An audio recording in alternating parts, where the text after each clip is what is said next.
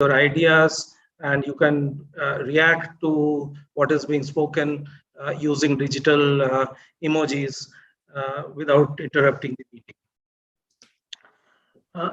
This season, launching the first session, we are focused on looking at Bharat as we prepare and plan to create India at 100.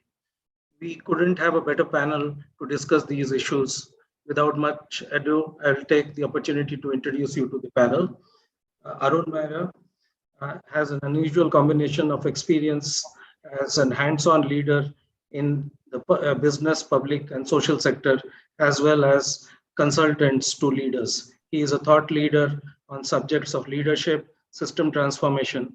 He has written several books on institutional transformation and future of India, including A Billion Fireflies, Critical Conversations to Shape Post-Pandemic World. And Arun has been a member of India's Planning Commission from 2009 to 2014, before which he was the chairman of the Boston Consulting Group in India, and also has worked previously with the Tata Group in India and abroad for 25 years. Welcome, Arun sir. Thank you. Hari Menon leads the India office of Bill and Melinda Gates Foundation.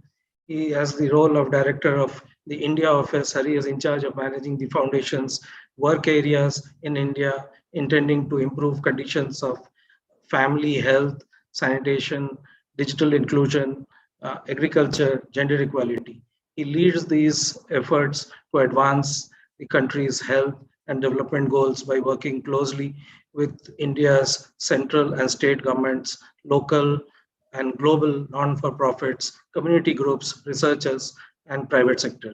Hari's key focus is to continue to partner with India on the aligned mission of transforming lives of people who are most in need by bringing on and bearing on our technical and global expertise of the Gates Foundation. Since 2017, he has also been overseeing the foundation's policy and government relations for South and Southeast Asia. Welcome, Hari, to this call. Thanks a lot. Praveen Singh Pradeshi is an Indian Administrative Service officer with 29 years of experience in services. Presently, he is the member administration at the new Capacity Building Commission, Government of India, which is India government's major policy reform initiative to drive standardization and harmonization across the Indian civil service landscape. He is the former Municipal Commissioner of Mumbai. He has managed entire public health structure of Mumbai and led the task force on the COVID-19 containment as Municipal Commissioner of Mumbai. He has also served as the additional Chief Secretary to the Chief Minister of Maharashtra. In addition to his administrative roles, he has held several senior leadership positions in the United Nations. He was the global head of UNDP Geneva and the senior coordinator of United Nations International Strategy for Disaster Reduction. He also recently worked for Defeat NCT Partnership under UNITAR as the global program coordinator. Welcome, Praveen, to the call. Thank you. It's a pleasure to be here at this colloquy and look forward to the discussions. And the three panelists will be in conversation with Bharti Gupta Ramola. Bharti has been my personal mentor for decades, and she is the chairperson of our advisory board at Transforming Rural India Foundation. Bharti's professional journey spans over 3 decades since her last role as the former market leader at PwC. She has been involved in advising the development of policies, institutional capacities, frameworks for private participation in key industries. Bharti straddles with several spaces. She is an independent director on the board of IDFC Life, Insurance Company Limited, SRF Limited, Feedback Infrastructure Private Limited. She serves on the governing board of Lady Shri Ram College, the board of Will Grow Innovations Foundation, and the GPA advisory board of Unitas Impact Fund. She is also the member of the Global Diversity and Inclusion Council of PwC. Welcome, Bharti. Thank you, Anirban. And before I hand over this conversation to Bharti, if we can have maybe a digital round of applause for the panel, it will be great, and look forward to a crackling conversation to kickstart the second edition of IRC. Thank you, and over to you, Bharti. That looks pretty. Thank you. All right. Good afternoon, everyone, and thank you very much for joining us. Thanks especially to my panel. I'm really looking forward to the conversation. So the way in which we've planned it is that I will just start with a few words, and then I'm going to request each of the panel members to sort of make their opening remarks very briefly, maybe for 5 minutes. And then we will have a conversation about some of the issues, focusing on how do we get to where we want to get to faster and quicker and in a more sustainable manner. And then at the end of an hour, I'm hoping we can engage with everybody else on this call in order to be able to have a broader conversation. So just going back to the purpose of this session, the Constitution of India actually refers to India that is Bharat. So in some ways, Bharat and India as synonymous with each other, but as this particular session's title suggests, and which everybody on this call will know, we have increasingly started to refer to rural India as Bharat. And the question that I think comes to our mind as we sit on Amrit Kal, as the Prime Minister describes it, the 75th year of our independence, a time when we should be able to make new beginnings, to make use of all the opportunity that the future can hold for us. With this Amrit Kal, what does it mean for Bharat? The interesting thing is that looking around, whatever the color of the government of the day, whatever the ideology of the parties that are involved in our democracy, the imagination would appear to be fairly synchronous about what we want for Bharat, what we want for rural India. But as Arun was sort of mentioning during our pre-conversation is that, I think we have to examine the theory in use versus the dream or the vision. So perhaps that's something we'll try and do today, to see what is it that we want to do differently in order to be able to achieve our vision. One of the other things that, again, everybody on this call will be fully aware of this, but the divergence of Bharat from India appears to be increasing instead of reducing, in spite of technology, which is supposed to bring a whole bunch of things together. So if we were to just try and characterize it, there are lots and lots of ways we could do it. We can do it by way of infrastructure. We can do it by way of social infrastructure. We can do it, in terms of GDP per capita, etc. But let me just use one statistic, which is really very stark, which is the 75th round of the National Sample Survey, which actually put the urban-rural expenditure ratio at 2.42. This is really quite stark. And I guess the question that we have to, would like my wonderful panel to focus on is, so we have a vision which seems, which is to say that Bharat and India must move in sync, and we all must, find our place in the sun. What needs to get done to accelerate this movement, and in some ways not spend so much time on what is wrong, but do we understand why is it that we haven't been able to achieve it? So those are some of the things that I thought we would focus on. And to begin with, may I just request Arun Mairaji to briefly share with us his dream or vision for Bharat at 100, and perhaps one or two things that he thinks we have to do now in order to get closer to that vision. Well, thank you so much, Bharati. It's such a pleasure to be with you and with Hari and with Praveen to discuss this subject about the country that we all care so much about and would like to do even more than we are to make it the country that we had envisaged when India was founded in 1947. I want to begin my vision of India with, well, our national anthem. It is Jana Gana Mana. It is a celebration, the national anthem of a country with many rivers, many mountains, many different people. Gurudev Tagore wrote the national anthem.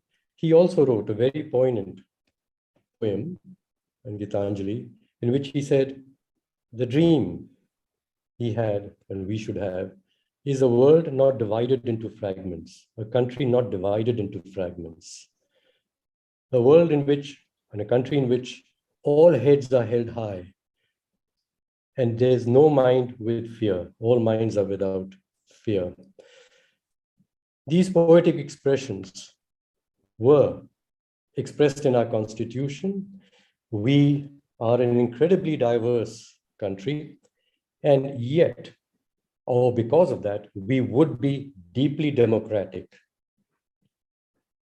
The second, Gandhiji, who we've seen in already your videos as you introduced the subject today, his vision was Purna Swaraj, our vision, where every Indian has not just political freedom, the right to vote, but social freedom also, overcoming generations of subjugations of people by caste or education, and economic freedoms. And the challenge was, of course, to have all three of them together, Purna Swaraj. How would this come about? I'm going to jump a little bit by just saying the image that came up when you invited people to cheer for us as the panel was an image of yellow lights lighting up and rising up, many together. And you did say how beautiful.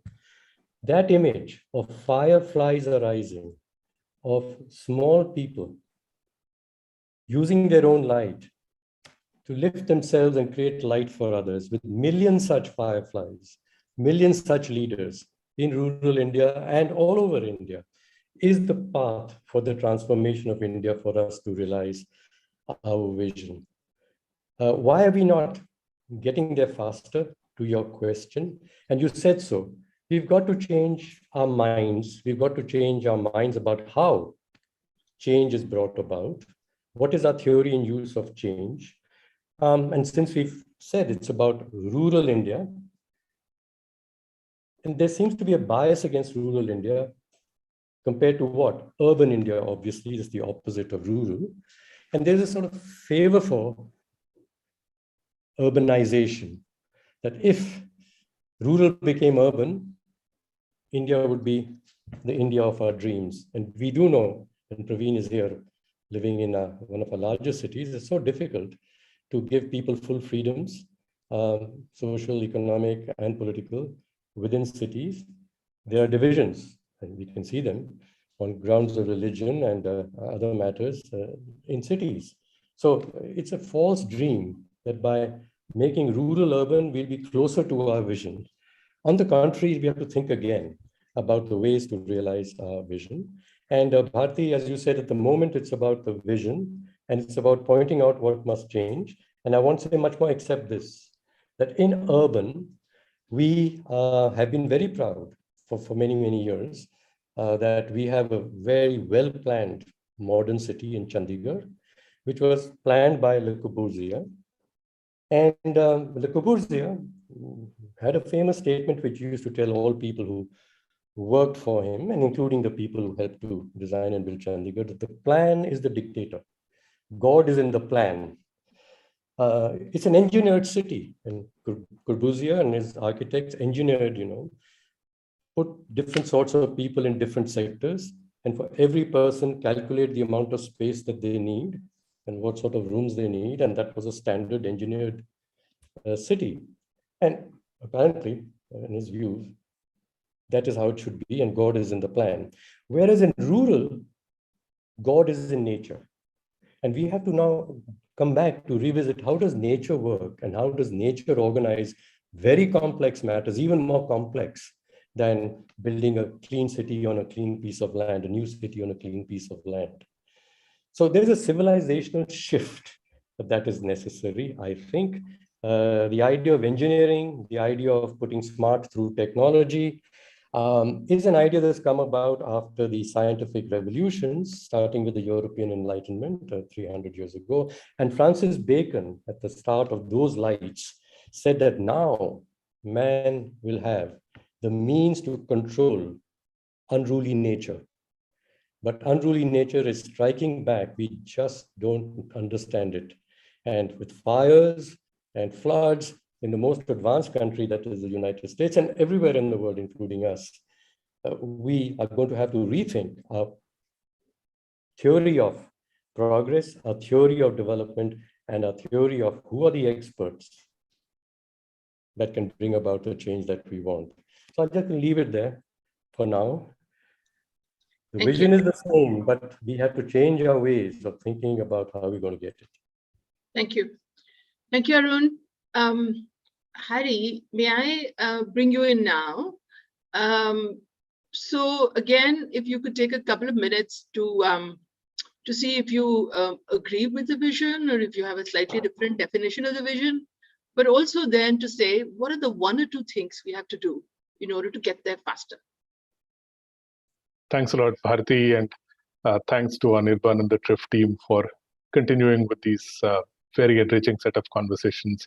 Every August, I have to say it's a decided disadvantage to have to follow Arun because he's probably made all the points I wanted to make far more eloquently, and I think laid out a vision that's fairly difficult to disagree with. Because I think almost all of what he said, I think, will be critical for all of us to take on board to get to fulfilling the potential of India as a country, India as a culture, when it will be our 100th year of independence. As India is to come up with a new paradigm that works for all our people and all our nature. I mean, last week we lost James Lovelock, who came up with the concept of Gaia, which it was new in Western thought, but it's actually quite aligned with a lot of ancient Indian thought about all of nature comprising one organic living system. And I think the fractures that we created from as Arun put it, the Francis Bacon led approach of putting ourselves as the species that can dominate all else of nature, and just thinking of our privilege and our needs over that of all other living beings is what has created the challenges that we currently face. But the fact is now, it's difficult for anyone to pretend that business as usual is going to get us through the next 5 years, forget the next 25. And so in that sense, I feel this is an opportunity that we're face to face with a problem. And for us as a country, I think the opportunity, as always, is to contribute to the leapfrog. We are invested in a particular development paradigm, but it hasn't yet taken root across all of our country to an extent where it's impossible for us to pull back. I think we actually can chart a different path from here on, which allows us as a country to fire on all cylinders, right? And I go back to a line that guides the work of the Gates Foundation, which is this notion that all lives have equal value. And a human being, no matter where they are born, what their gender, what their background, has all it takes to fulfill their full potential. And to me, the India of 2047 is one where that is true, where it should not matter if you're a male, whether you speak English, whether you've been educated in a set of elite institutions, or if you live in 4 or 5 cities in India, which currently concentrate all the opportunity there is for people to make a difference as an innovator. There is this fairly famous and well-regarded curve. It's a bell curve that talks about the diffusion of innovation, and that basically talks about 2.5% who are early adopters, the next 13.5% who are early innovators. The opposite way, and then the 34% and the 34% and the 16% who are followers, or in some cases just fence sitters and stragglers. I think the problem we as a country face today is our 2.5% and our 13.5% who are really needed to drive innovation can only function if they are in our cities, and in many cases belong to some of the categories I mentioned. If you're male, you speak English, you are from an elite set of institutions, only then. So we are leaving out a very large segment of our population who have those innovators and early adopters from being able to contribute to our country's trajectory. And my sense is, in the next 5-10 years, we've got to create the tools, many of which will arise from technology, to unlock that potential. Just one that I think is very critical is, if we were to leverage the potential of AI, and there's lots that AI can do wrong, which we have obviously must steer clear of. But if we can use the advances in AI-based language recognition and translation to come up with tools that can break the stranglehold that English has as the lingua franca of business and innovation, that can dramatically unlock the potential for all of India to contribute. Of course, there are many other structural barriers as well. If you're a woman and a girl, you don't have the same access to opportunity. If you are living in a rural area, you don't have the same access to opportunity. So many of those structural barriers need to be overcome. But to me, the language bit is actually something we really need to try and break. And I think technology can be a huge enabler for that. And the holy grail, as a colleague puts it, is the universal language translator. If we are able to leverage our capabilities to come up with something of that sort, which not only unlocks language but unlocks the power of speech. So whether you can write, type, etc., ceases to be the barrier it is today. So people can onboard a lot more seamlessly into what the digital economy can offer. I think that could be a big barrier breaker or destroyer. Of course, like I said, a lot more to do in the context of India, but that's one area where I feel we should do a lot more. So thanks, Bharti. Let me pause here and hand back to you.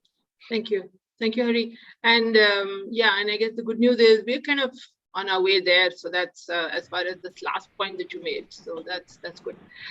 Praveen, if I may please bring you in here, and you're in the saddle, so to speak.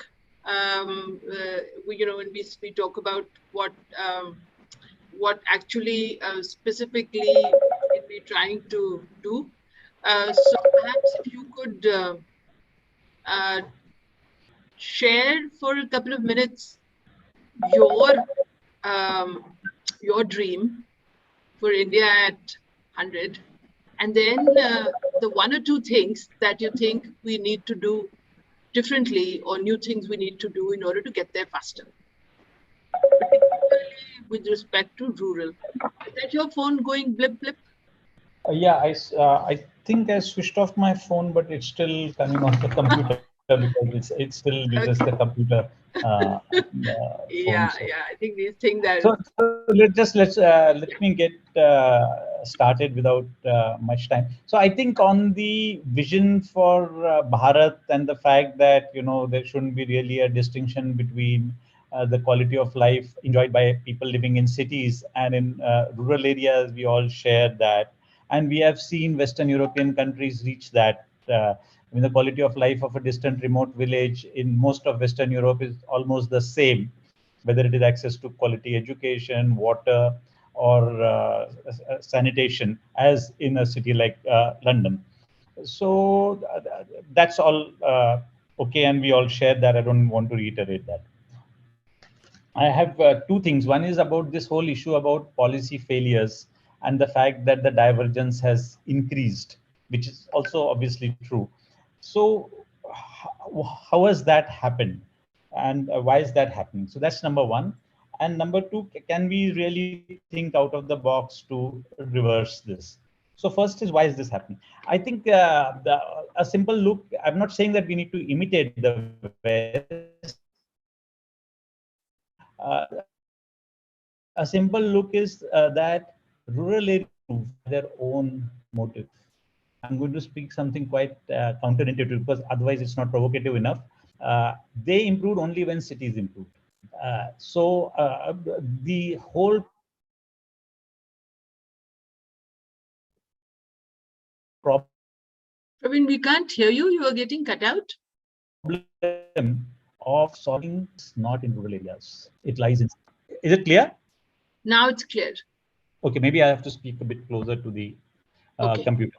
So my first point is that the problem of improving quality of life in rural areas primarily lies in improving urban areas and not in rural areas. That's my first point. The second point is that improving quality of life in urban areas involves trade-offs which we are not enabled to force. Therefore, India is becoming a rural-urban sprawl, which will neither improve quality of life in urban areas nor in rural areas. What do I mean by that?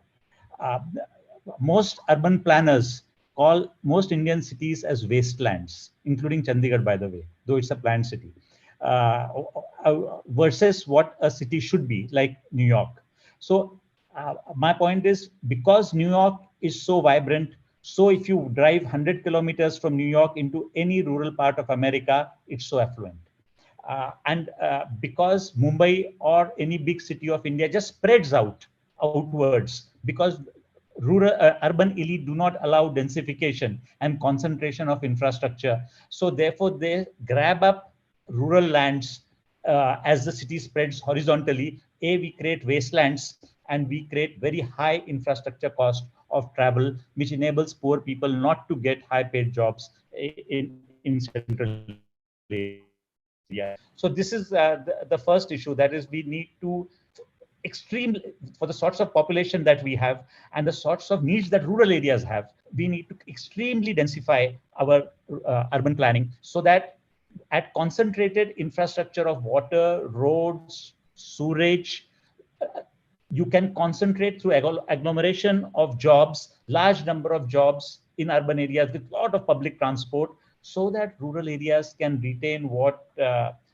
we have in terms of its character of spaciousness, of nature and greenery. So that's my first point. Second thing is about policies. So none of these failures are because we always keep saying we have very good policies, but we don't fail to implement. I just don't believe that. My basic problem is we don't have any policies per se. We have exhortations and plans and intentions and programs, but not policies. So what do I mean by saying policies? Policies involve trade-offs. Policies involve looking at what the current institutions are which deliver the current result, and what is the trade-off to change it. So for example, one of the policies which I consider was a policy is the recent agricultural reforms. The reform, that is a policy measure. And that of course didn't go through, but saying that we will build roads in rural areas or that we will build housing for rural areas, it's not a policy, it's a program. And it is dependent upon state failure, that the state has overextended itself in India to such an extent that what Hari was talking about, the early innovators, the billions of innovators that we have in India, instead of giving them the space and mind space to expand solutions which can happen in rural India, the state appropriates all the space to do that. And though it does it out of good intention, because of the very large scale span of the works that it tries to take on itself, it fails. And therefore, the programs fail. This is not a policy. It is simply the state trying to take on all the work on itself instead of enabling others to be. Now, my last point is, how do you enable others? Or how do you enable rural areas to prosper, and of course urban areas to prosper? First, my important thing is to look at institutions, not institutions as we think about them in common colloquy, colloquially, that is as organizations. For example, DRDA or DRDO or a university is not institutions. Institutions in economics is rules of the game. That is formal and informal regulations and norms of behavior which govern agents, whether it is household, private, economic, or government agents. In each of these cases, we have not been attempting to make changes. For example, the trade-off in urban areas is, however much the elite shout, we have to go the way to say that, look, Mumbai will have 15 FSI, 20 FSI. Only then can the urban sprawl and the slums stop coming up. But because we cater to the urban elite, saying that they need to preserve their small open spaces in front of them, so we allow the poor to live in far away places outside the city, which creates this problem. In rural areas, we need to look at why, after 60 years of being a wheat importer, rice importer, we have become the second largest producers of wheat, second largest producers of rice, third largest producer of fruits and vegetable, and still the farmers are the poorest. Why, despite all of this? So programs have succeeded, policies have not succeeded. The policy here is simply because the affluent part of India, the growing part of India, which is somewhat residing in the private, in the new startups, is by law, not allowed to connect the rural. So what do I mean by that? When you have a monopoly of the Agricultural Produce Market Committee, in the garb of trying to protect the farmer's interest, in fact, you are destroying their interest. So if you will see, almost every poverty, every deprivation in rural areas is related to some sort of a regulation or a law which is intended to be in their favor, but which works by depriving them to be connected to the robust part of the economy, which is the part which Hari Menon mentioned, this million innovators. So I'll stop out there and we can take this on further as we go into new questions. Thank you, Praveen. As you said, you're sort of true to your promise, very provocative. So what I wanted to do was to, with these three opening statements, maybe go back to Arun for a bit. Arun, do you have any questions, comments on what the other two just said? But also, would you like to talk a little bit about, this whole issue that you raised about urban bias as you do that? Well, thank you. I'm so glad that Praveen has put out the hard facts. And as he said, he wanted to provoke us, so I'm feeling provoked with the hard facts. I have to say, I was invited by Dr. Manmohan Singh to join the Planning Commission. I sort of felt I'd retired and had hung up my boots. And I said to him, I never worked in government. I've never worked in development. Okay? I'm not an economist. So the qualifications required to work in the National Planning Commission, why would you have me? He said, precisely because you've never done those three things. We have to, with a fresh eye, think about why is it that a country with so much talent is not moving fast enough? We are moving, he said, and he said, my government, his government for the previous UPA one and before even the India government. We can talk about the India shining and the numbers are going up, but the poverty in the country is still there. It is being reduced, but not fast enough, as well as the degradation of the environment. The development is just causing our rivers to get more polluted, our soils to get poisoned. He said all this in a very broad, visionary sort of fashion. So as you join the Planning Commission, you're going to have three tasks.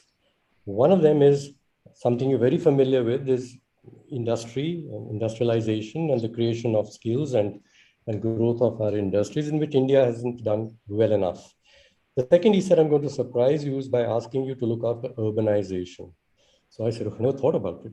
He said, no, we need a fresh thinking about that. We've had a massive program called the Jawaharlal Nehru National Urban Renewal Mission. It was the largest public program, perhaps in the world, concentrating on improvement of the urban areas. And with some time, the time to review the program is coming to an end. Why did it not produce? Why is it not produced enough results?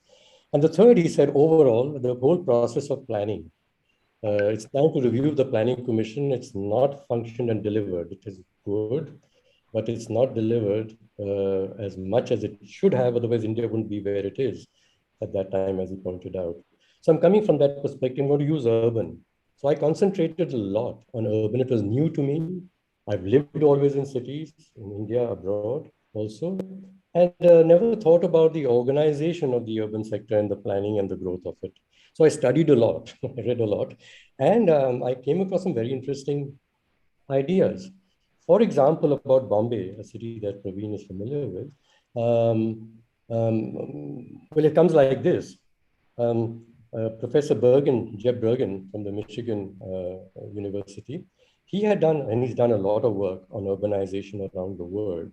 But he starts with a fundamental thing that Praveen was saying. Let's get to the fundamentals. He said, what's the purpose of urbanization? The purpose of urbanization is to enable larger numbers of people to improve their access to opportunities and their standards of living. Okay, got it. Second is, as a public manager like myself would be, how can this be done with the least amount of taxation and therefore least amount of government interference, and the system itself produces more opportunities for people and with least amount of public money. So then he put his students in the Michigan University to work and do research. He said, okay, look around at all cities in the world that are over 1 million people and see on these two axes, the ones that have taken the largest number of people from a level of poverty to another level of poverty, I mean the delta in their lives, in their generations, has been that much, and how much public money was used to produce that delta in that large number of people's lives. And so this is in India, he was presenting it in Bangalore. And he said, well, which city do you think this is? And of course, Stockholm, I don't know, Singapore, we keep coming out with all of that. He's put it out.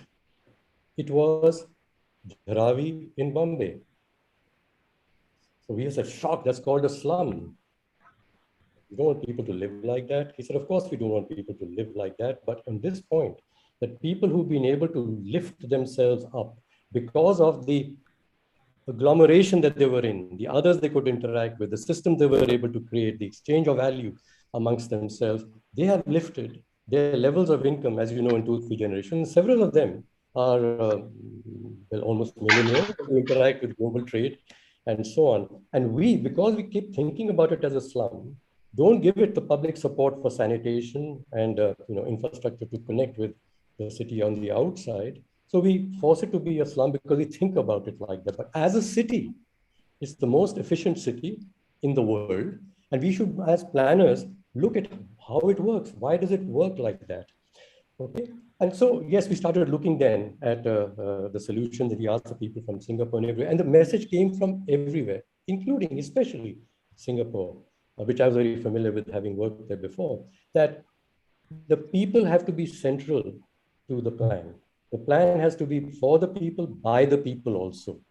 And so their participation in shaping the vision of their city and then taking responsibility for their parts. And as Praveen said, their behaviors, the unwritten rules, the institutional change, the norms change, which happened in Singapore very well, that is the way to bring about the change. So once again, it's not like Corbusier, top-down planning and budgets and so on. So I come to, there is something fundamental, and I'm glad that Anirban said this at the introduction when he talked about public people-private partnerships. And I found, and we found that this was in India, we were talking about public-private partnerships in all infrastructure, PPP, roads, highways, even getting to railways, dams and so on, public-private partnerships.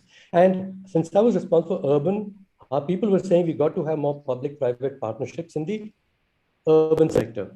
And now with this insight that unless the people who live there, who by their actions can spoil the implementation of the plan and interfere with it, for good reason, you will not be able to get the benefit of the private sector, as well as get sensible support from the public sector.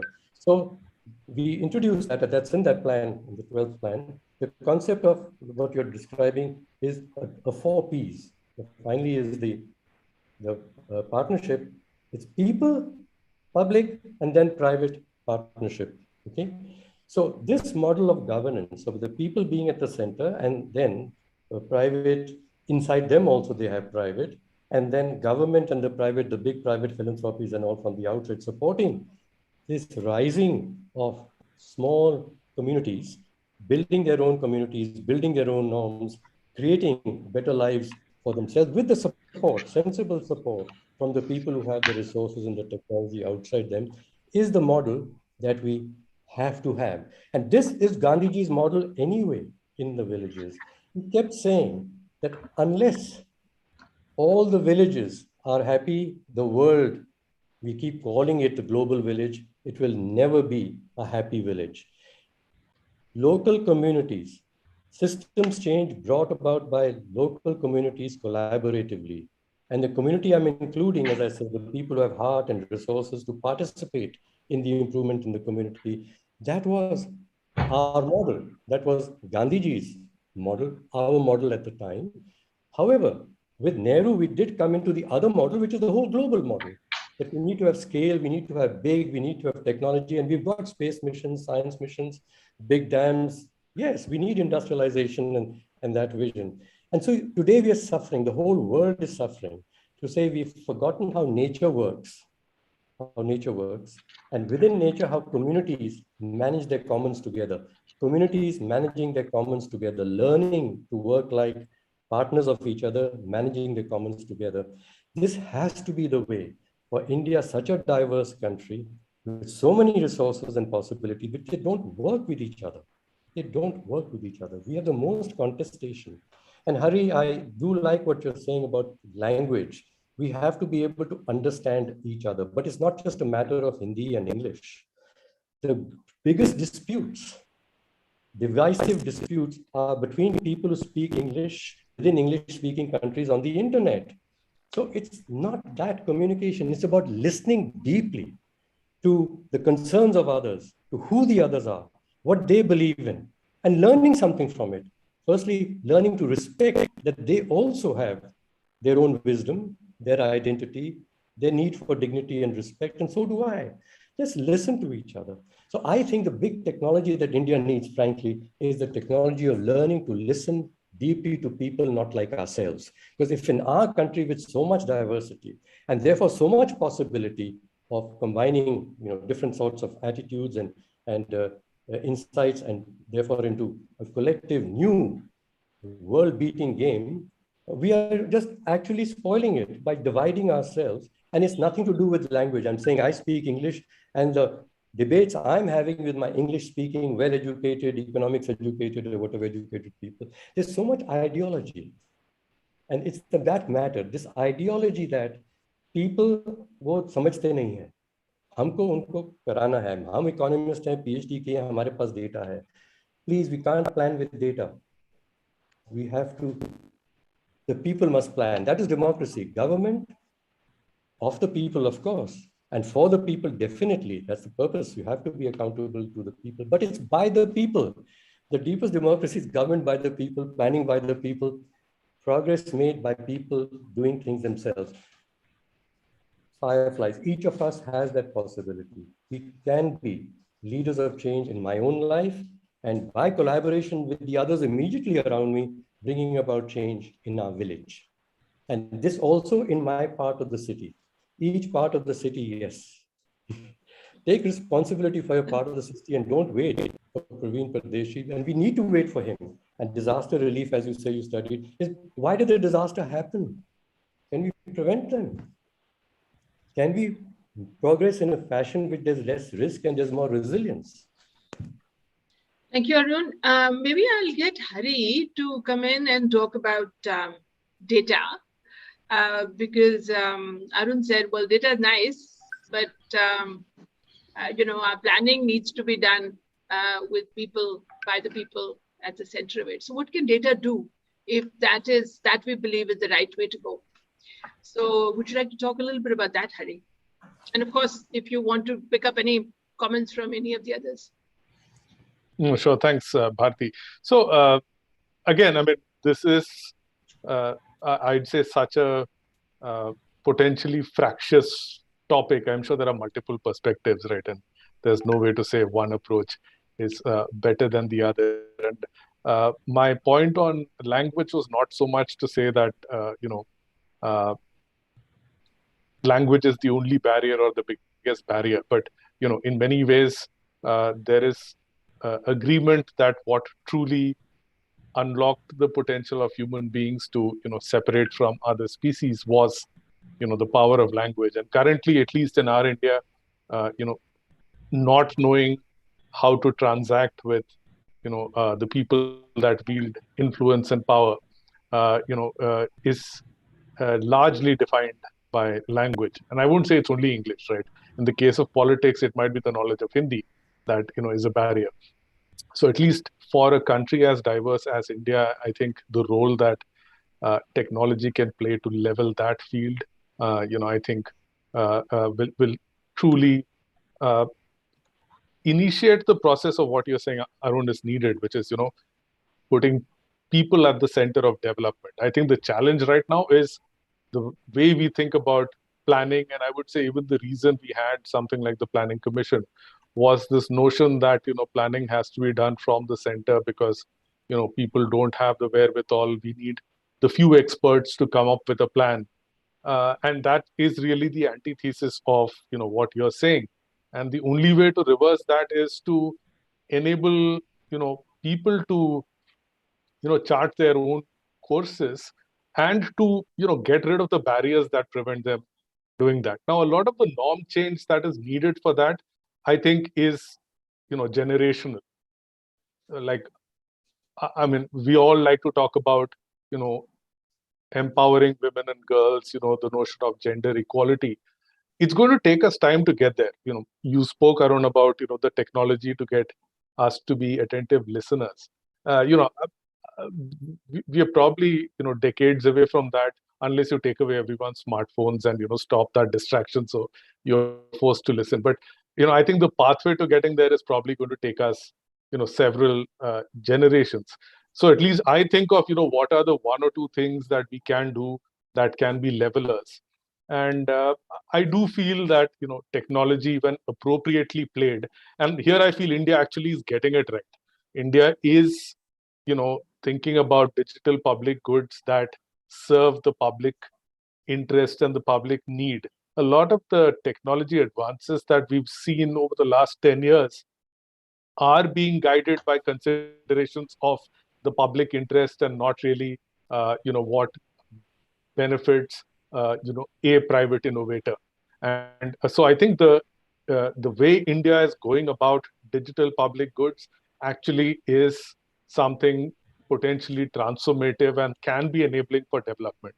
And in that context, I think a way for us to think about data would also be, how do you localize the production and availability of data and, use the advances in technology, again, AI, which, is a bit of a Frankenstein kind of technology for sure. But, I think just like anything else, antibiotics save lives, they also lead to resistance. So there is a bit of that yin and the yang.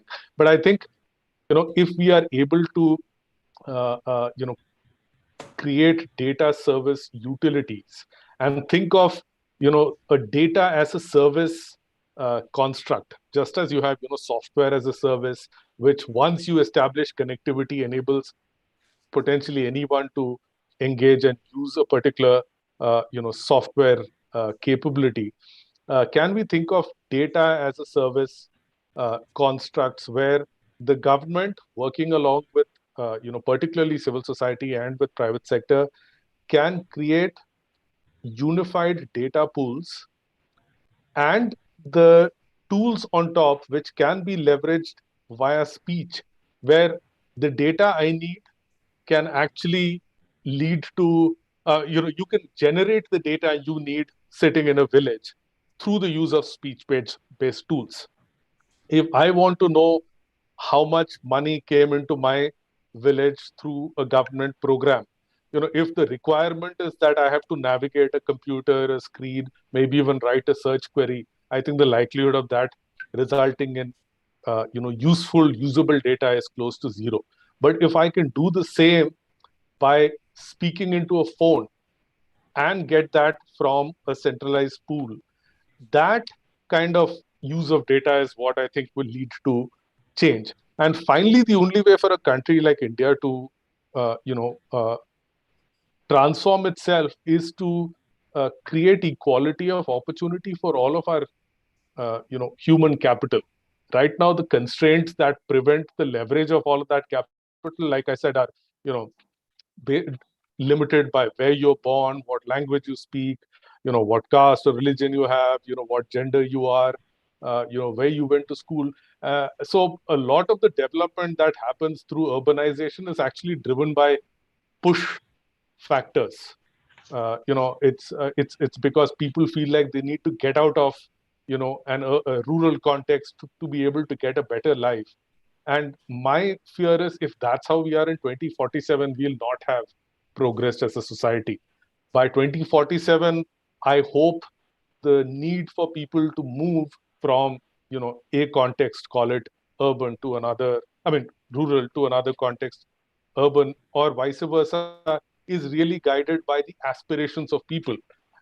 And it's really because there is a compelling internal pull that wants to take you elsewhere, as opposed to the model we have today, where you really need to get out of rural settings to feel you have access to opportunity. So my sense, in many ways, I'm going back to, can we leverage the power of technology to create tools for the use of speech in vernacular languages, and at the back end through our TPG infrastructure, create the data pools that are needed for people to get all the information that they need. And this is all, I think, doable in the construct of what we have laid out as digital public infrastructure in India. And what we need are probably some institutions, a slightly different take on what Praveenji said, that allow data to be pulled when needed by people regardless of where they're staying. So that is my view of how data could be usable. I think the current mode of how we think of data is actually very limiting. I don't think it's going to lead to decentralized, people-centric development, because it's still controlled by a few and it's actually monopolistic. Right. So thanks, Hari. What I'm going to do is, because I sort of promised ourselves I would do that, is to get the other participants into the conversation. So what I want to do is pick up one or two questions from there and then come back to one or two things that I'm dying to get you all to comment on. So I'm going to pick up the first question which came along. This was from Ankita. And this is to Praveen, saying, Praveenji, won't an FSI of 15 to 20 lead to huge pressure on resources in a situation where we already have so much pressure on resources? No, what was the question? Will not. This was in context of your comment on FSI. FSI. Yeah, I didn't get your first part of the sentence. Saying a FSI of 15 to 20, won't it put too much pressure on resources? Yeah. Very good. No. Actually, the issue about FSI is that it. Sorry, Praveen, again, I think we can't hear you properly. It should be self-financing. So most, let's say, instead of one, can you hear me now? Yes. Is it clearer now? Yes. So the issue about FSI and additional FSI is purely about self-financing. So if somebody needs to use, instead of one FSI, let's say 15 FSI, they need to pay 10 or 15 times that high to the local planning body, so that they can build the additional water supply, the additional drainage, and it's has to become self-financing. The obverse of that is even worse. The obverse of that is we retain 1 FSI or 1.5 FSI, and what happens to the poor people, because the 1 FSI is already appropriated by the elite in the center and in the business districts and the elite areas.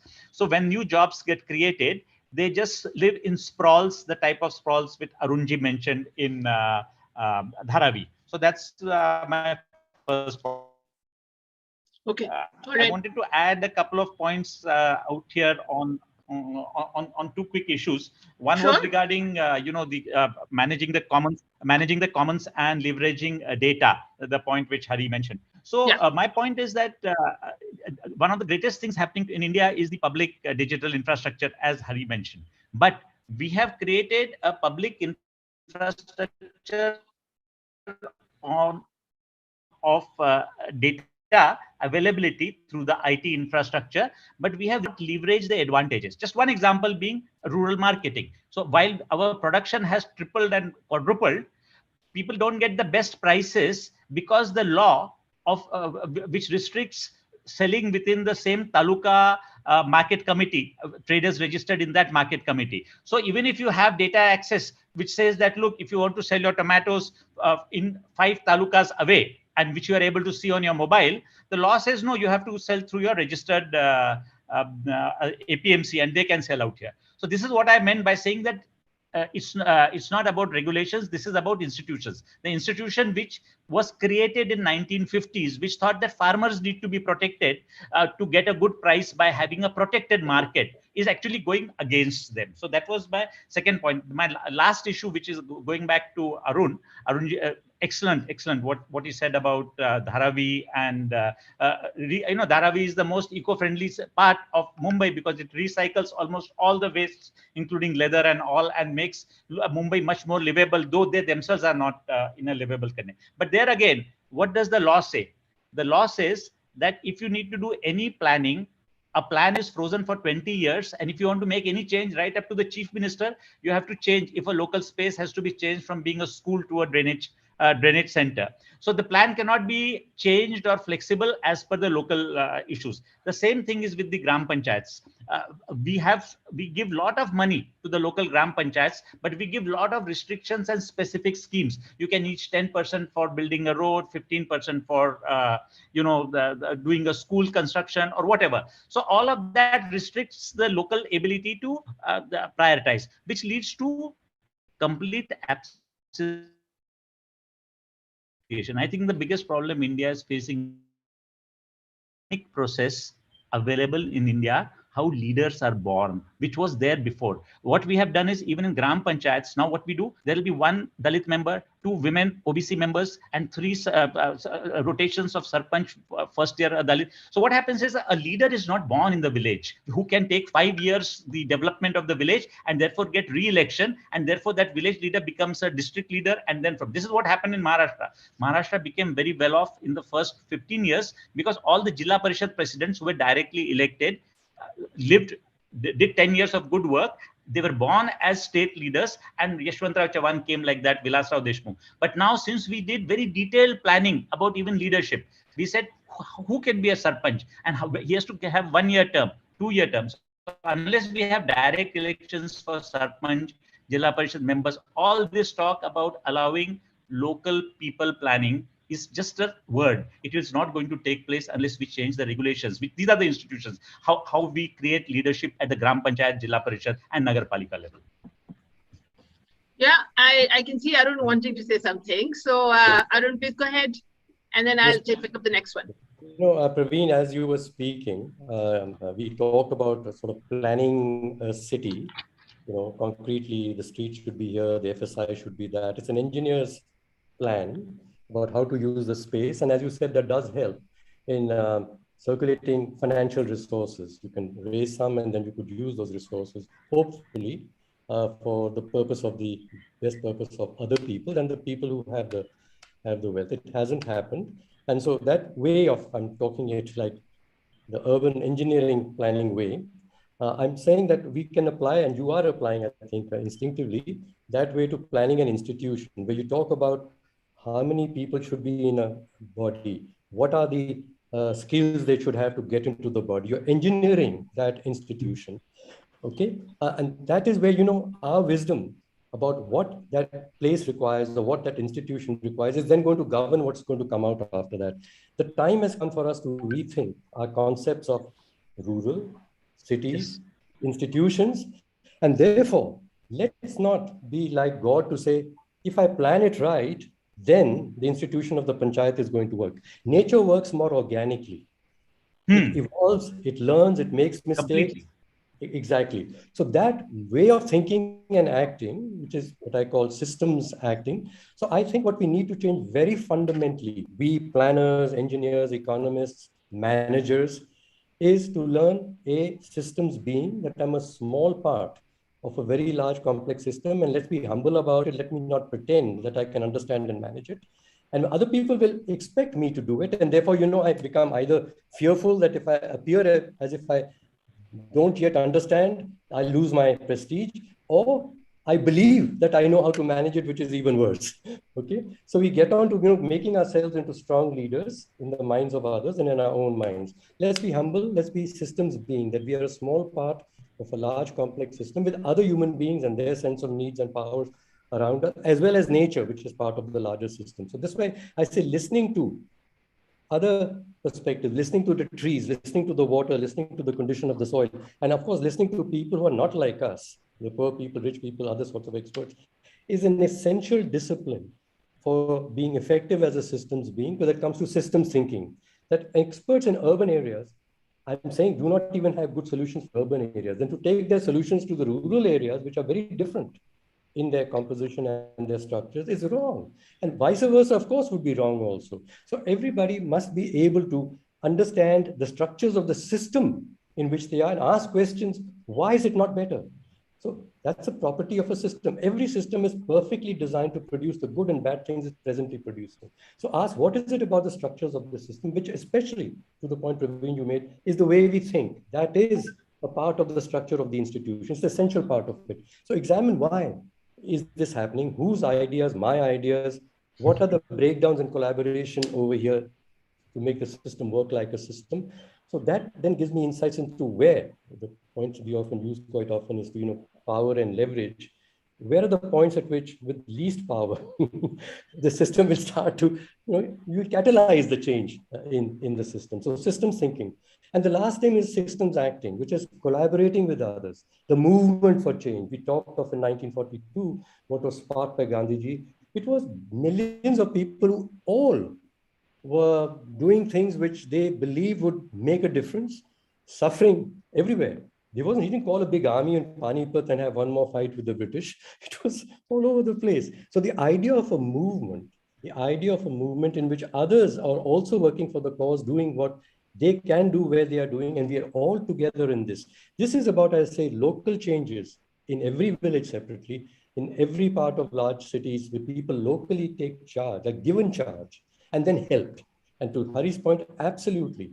People need data. And I'm a scientist. I've done a master's in physics and gone on to be a consultant to technology. I absolutely respect the power of technology, but I know that power can go into only monopolistic hands and be used for the sake of further power and wealth of those people. So how are we going to create the management of technology which is democratic? The data is of the people, is generated because it's their insights into what is going on, and is then made explicit, and therefore could be data and could be shared by them and with other communities who have similar issues. So it's the architecture of the governance again. We're talking architecture of governance of land, architecture of governance of space, architecture of governance of your data, and finally the architecture of governance of business institutions. The design of the business institution is that people produce wealth. Everyone by their actions is contributing to the production of the wealth, but that wealth is captured by the people who so-called own the institution. This is legally right.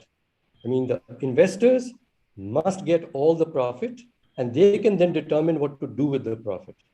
And if I've sat on a board, and I've sat on many boards, and I try to be an independent director, but if I were to make a suggestion that the corporation changes what it does a little bit, because the people outside will get more benefit, but it will reduce in the short term or the long term a little bit of the profit to the corporation, I'm immediately charged. My fiduciary responsibility is to the shareholders.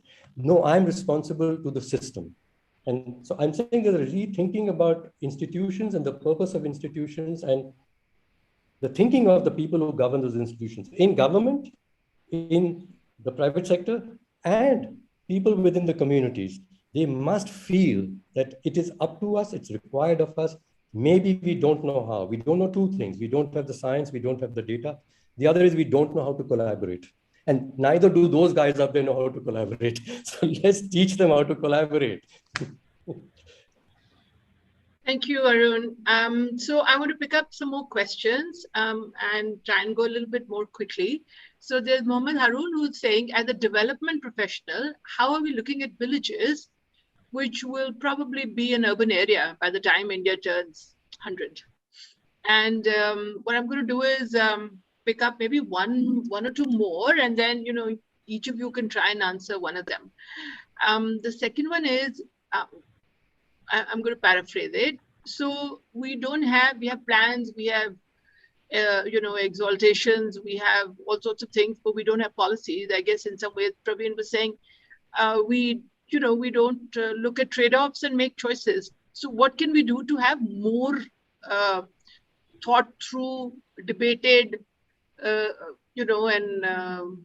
properly debated, but then agreed policies? So if we can try and respond to those two questions, whichever one of you want to go first.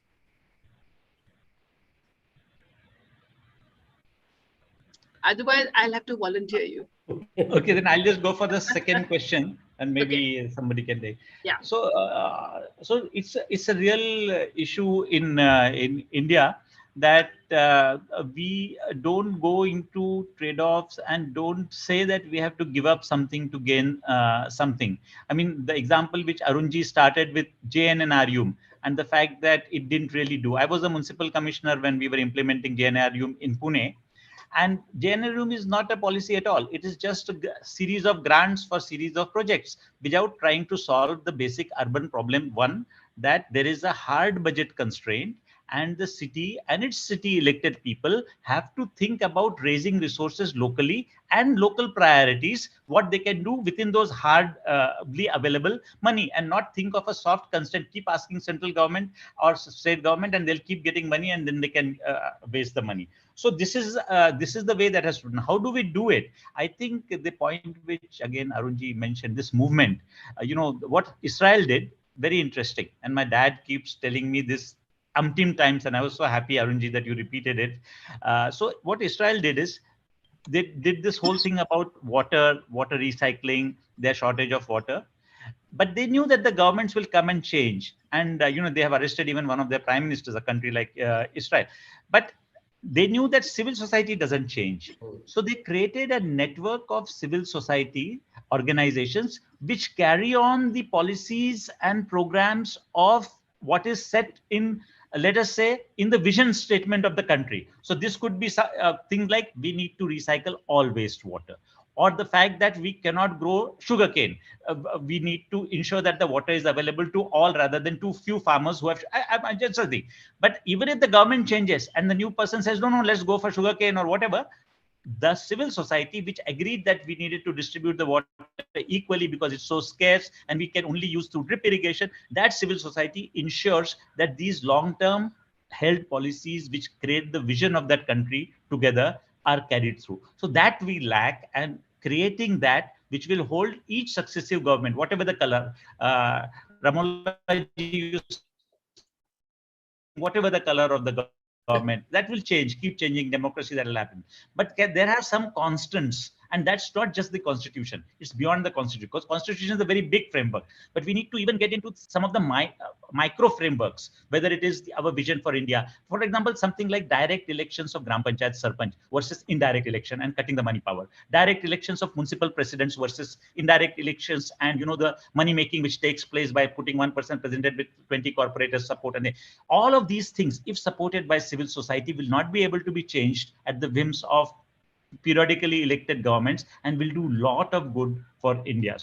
So I think the most important thing that we have to do here is to create a movement with a permanent civil society network which holds these views and can keep putting a gentle pressure on the government over a long period of time, so that these nudging changes take place.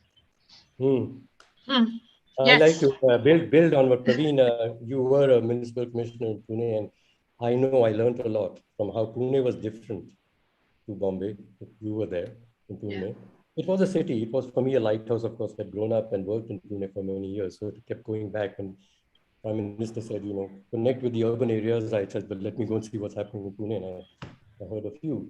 So there is something what you said exactly. It's, as you said, the direct election there, taking responsibility, what resources can we raise. And so that comes to the point that this is it, that whether you're in a village or you're in a city, just look around you and say, this place and the people who live in this place, we are together, we're going to improve this place. So one is that attitude that it's about all of us together. And unless all of us together go up, none of us can be very good or happy, right? But this is not the theory that is used in development. The question was development. We talk of property rights as being essential. We say the tragedy of the commons, Hardin's theory, is that unless something is owned by somebody privately, it will not be well looked after. And so he said that, you know, that's why we have to not allow things to be commonly owned. They must be converted into somebody's property. Women work differently. In the house, even in India, still, unfortunately, perhaps, I mean, it's like the man owns it, the property is in his name and he can decide, and the woman, nevertheless, enables the whole family to be happy and harmonious. There's a power that a woman exercises to make the commons, that is the family and the home, a better place. So it's not about the money. It's about managing the commons together. So this idea that the commons are best managed by the people to whom the commons belong and who will get the benefit of it. Alina Ostrom was the first woman to get the Nobel Prize in economics after 42 men had got it. So the bias you can see in economic thinking. And she got it for what? For the work done on the promise and the management of the commons. And Alina Ostrom's major part of her research, a large part of her research, is in India. She was finding that in India, the local people in the villages and managing their water and forests and their grasslands have retained this wisdom, And so I find it very strange when now people from the West come and try and lecture us. We have to learn how to manage the commons. I said, you better learn how to manage collaboratively the global commons. And please, let us then continue and feel good about what we do. Otherwise, we thought we are backward until we join and become, like you said, a city with, like you said, some developer will be given the land and therefore you get some money from him and then use it for a public purpose. That is the existing model that applies within companies, that applies in everything. Property rights and the concentration of finance so that you can make investments and you hope that it's going to be made smartly and wisely for the benefit of others. It doesn't work like that. That's a natural thing. If I have the power, I'm going to use the power. Am I wise when I use the power? So don't give anyone too much power, too much wealth. They can cause more harm, even while they try to do good. Yeah. So let people accumulate a little bit of wealth, like Gandhiji's model about the village cooperatives. He wasn't talking communism, as you know. They didn't own those enterprises. The people themselves, they owned their own charkas, they owned their own cooperatives. They were people-managed, people-owned business enterprises. And the village, as you said, should be governed by the people there. And we're saying the same about cities. Like you said, direct elections, empowered mayors, directly elected, and of course, information sharing about what is happening on the budgets as well as. So that model, that is the model I'm urging. That is the model, whether it's rural or urban, that is going to help India to become what we always continue to dream we want it to be. Yeah. Sorry, Bhartiji, I'll have to make one small intervention on Eleanor Ostrom, because you know we are all fascinated. But sorry, but I'll just take 2 minutes because it clarifies. Yeah, okay. You know, Arunji, the thing about Eleanor Ostrom is she says both how local people are able, communities are able to manage commons, not just for one generation, but across even hundreds of generations, like a mountain village in Japan or a mountain village in Switzerland. and how the management of commons by communities breaks down. And India and many parts of South Asia, Sri Lanka, fishermen, common demarcation. Second is autonomy to appropriate benefits and share them from amongst the local owners. Then the authority to sanction or punish those members of the commons who do not participate in the common requirements. But suppose it's a forest and you need to give labor to stop the fire from, then the local community itself has to have, you didn't come for the fire, you will not get the fuel wood or whatever it is. All of there are 6 total rules, the last of them being that grievances are not settled in the court of law by police. There is a nested enterprise where 3 or 4 common communities make a federation which solves grievances if there is between 2 things, and fixed boundaries which are recognized by each other of all. Now my problem is that the modern laws of India, I come back to things, have broken all these traditional rules, so that forests are no longer managed. The local fishery resources are no longer managed. Fishing village, there's a trawler which comes and takes away all the fish. If he takes away all the fish, then all the local restrictions which they practice, not to fish during the breeding season, not to fish with deep nets and take away the young ones, all of those vanish because it's first come, everybody. So basically the breakdown of the commons also requires support in what is the power of the state to restore back these common rules, so that people can continue to govern, which Switzerland has done. That in a Swiss mountain, only the local law governs the pastures, and the national law doesn't overrule the local village law. We don't allow that here, and therefore we only have an ideal. We don't have it in practice anymore now. It's sad. Theory in use. So Hari, do you want to make any comments on either commons or on the women question? And then I'm going to just come and ask you each to take a minute to try and take us to the end of the session. So Hari? Yeah, so I know we are only about 4 minutes away, so I'll try and keep my comments very brief. I think I just want to build on something that Praveenji alluded to, which is, I think, the need for us to revisit, blow up and redraw some of the basic premises that drive our governance and policy making. One is, I think our laws are still too much derived from what the British left us. And they were set up for a different purpose, which was for a small governing elite to subjugate a large nation. And we haven't done enough to, get rid of that past, even as you've talked about the need to, become more Atmanirbhar, etc. So I think our thinking has to become more independent, and that is going to require those that have power, effectively letting go or handing it over to others, which I don't think has happened sufficiently. The second is, this is much more challenging, and I don't know that there is a clear path ahead. I think revisiting what constitutes successful economic policy. I think the current way GDP is measured and is really worshipped as the only measure of development, that sows the seeds for future failure. Because as long as our policies for the next 25 years are going to be in service of maximizing GDP as currently defined, then we will continue to not do what Praveenji and Arunji said we should do, which is to get people to set the course for what are their priorities, and to transfer resources to enable that kind of forward movement.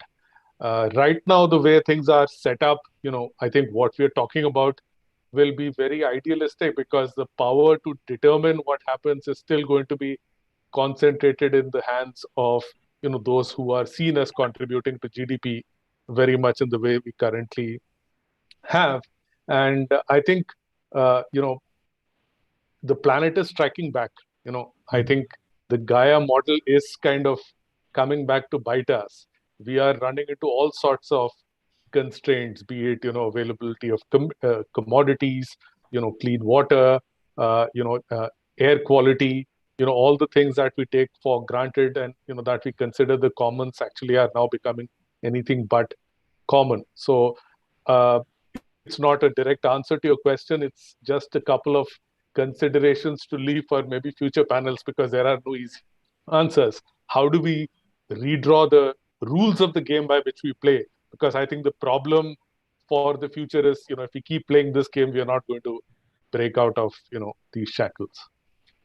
Thank you, Hari. And I think that was a great segue into taking us to the end of the session. Can I please request Arun and Praveen, and eventually if you think of another one, Hari, a point that you would like the rest of the sessions of this colloquy to focus on.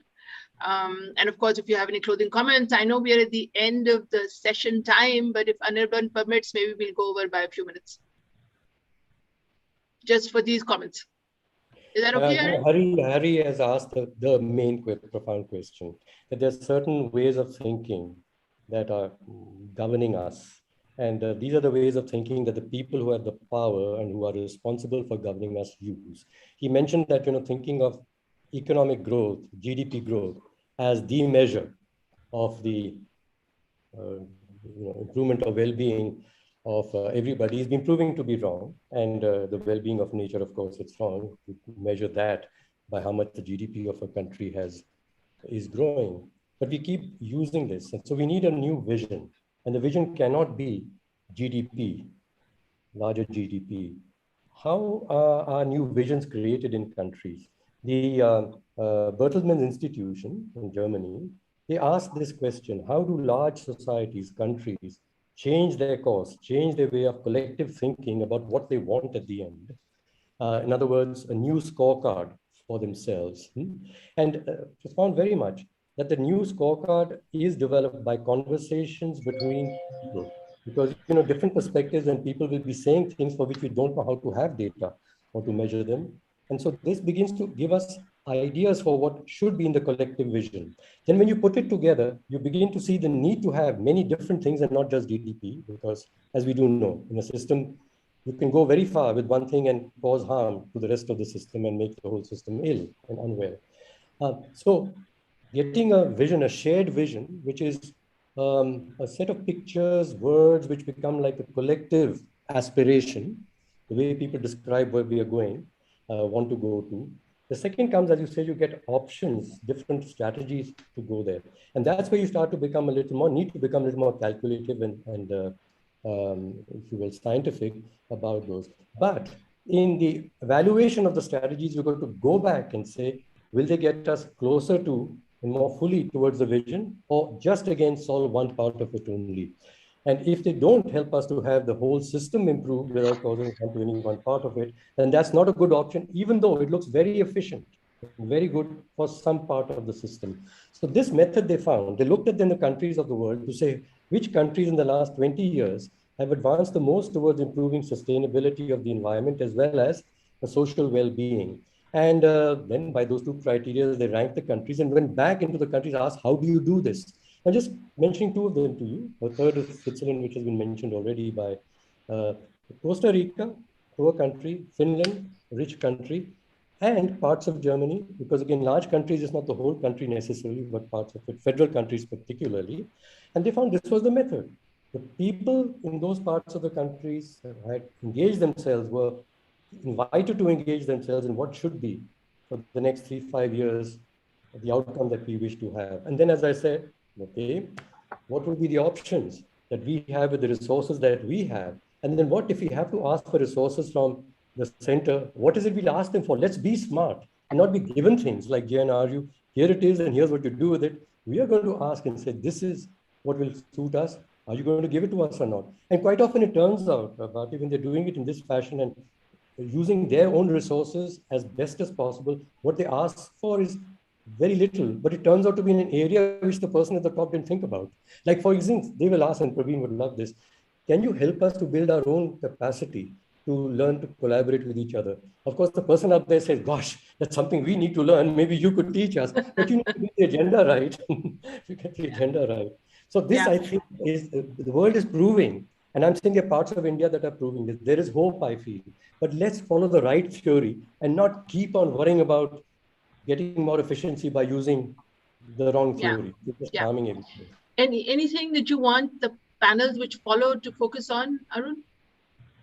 I would say very much, I think they're talking about a big vision, a design for the future. And I say this, is the design an engineer's design that, somebody smart chaps are going to say, this is the design of the future constitution or the future shape of the country, the cities and so on. No, no, no, no. The process of design, as we know, is a participative process. Design thinking is you see yourself as part of something larger and say, what little can I do that will help the design of this thing become better? And I have to listen to others, because if I don't do what they want me to do, I can't do what I want to do. So that's how collectively the design appears. You don't redesign it. The design appears. That is nature. Right. Please Right. ask them this question. Okay. What is the Great. process of bringing about the change? We'll ask the session on design to focus on that. And Hari, anything that you want any of the subsequent panels to focus on? Yeah, so I guess I'm going to ask a slightly existential kind of question, because thinking about what worked when India worked, all of India worked together as a movement. Examples of Gandhiji and how he was able to mobilize people. There was, of course, a shared vision which everyone had, and I think that orientation towards a goal helps. But I think there was also a lot of shared trust. I think we have become a low trust country, a low trust society. So what are the things that we could do? And this, I don't have answers, which is why I'm hoping one of the future panels can talk about it. How could we revive trust in each other and trust in society? Because the only way to engage in any shared endeavor is if there is, a feeling of trust. And how do we, revive that? Right now, I just feel that, we break down by almost every possible line of fracture there is in society. Okay. And Praveen, you get the last word. Very quickly, I think I go by this Gaya thesis, both as municipal commissioner and as Jilla Parishad. Everything can be circular. Even in a big city like Mumbai, if you recycle the wastewater, you don't need to build new dams and take water away from the tribals. So the amount of water that we make dirty, we take more than 15 million liters of water per day from different dams, which are 250 kilometers away.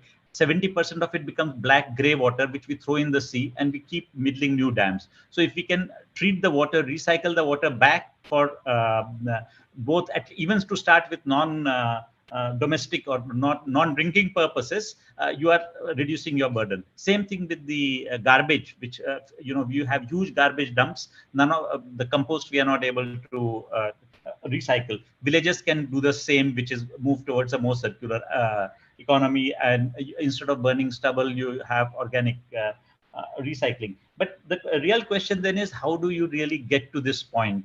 So, of course, the organic process of creating leadership has been lost in India by over-designing, as Arunji says, from centralization.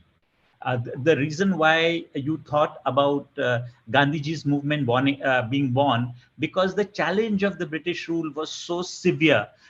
And this challenge was like a hard hit on you, and natural leadership grew out of it. Even though people were so less educated at that time, all of them were natural leaders, because the challenge threw up the thing. What we have done is we have designed and engineered leadership creation at village panchayat level by multiple types of rules and regulations, how the corporators will be elected, the same at the level of the municipal corporation. So no grassroots leadership is emerging. So for me, that is a very important thing. And I think that but my last point is, all of us have forgotten how it's to live in any rural area. So every urban benefit for the rural area has come with a cost which we don't know. Like as a kid, my father would take me to a village, and you could sleep at night in a village. I can challenge anyone present here to try and sleep into any village nearby, unless you totally close. There are so many mosquitoes. The mosquitoes have come because instead of taking water from the well, where you had only that much water which you could drink and wash, and there was no wastewater, we have running pipe water which goes as grey water, which is in big dumps all around each village, which breeds mosquitoes. Now there is no solution for that, and we are adding much more to this. So everywhere, if we can force the circular economy instead of GDP growth, and there are ways to measure it. Bhutan does it very well. Maybe a lot of our indicators will try to force us to move in that direction. So that's it from me. Thank you. Thank you. And with this, I just want to thank each of you for a wonderful discussion. Anirban, the panels following us have their work cut out, because to try and in some ways go back to the drawing board to think about, are we even asking the right questions, is going to be something that I hope the panels which are coming after us will do. And I can only thank each one of you for your participation, for your thoughts, your provocations, and also for those who are online. Thank you very much for your questions and participation. And my apology that I wasn't able to pick up all the comments and questions, but I'm sure Anirban and Tryst will actually try and respond to those. Thank you once again. And everybody can please join me to give a hand to this wonderful panel. Thank you. Thank you. Thank you. Thank you very much. All right. Bye-bye. Bye. Thank you. Bye-bye. Running the session so well and so insightfully. Thank you. Thanks, Bharti. Bye. Bye. Bye. Bye. Thank you. Bye. Bye-bye.